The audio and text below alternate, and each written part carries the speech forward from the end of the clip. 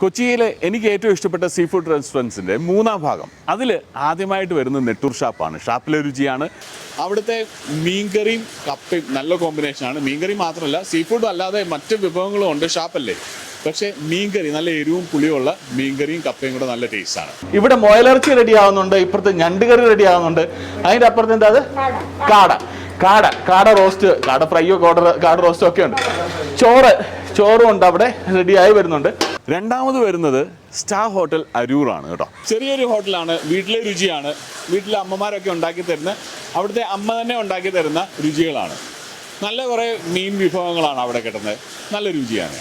മൂന്നാമത് വരുന്നത് ദർബാർ ഹോട്ടലാണ്. കുറേ മീൻ രുചികളുണ്ട്.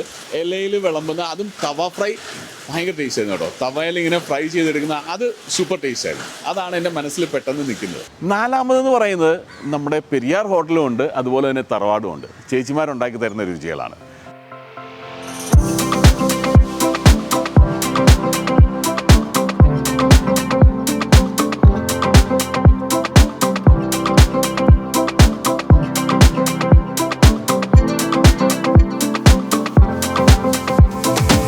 അപ്പം നമ്മുടെ complete selected sea food restaurants in Kochi, അതിൻ്റെ സീരീസ് ഇവിടെ തീരുകയാണ്.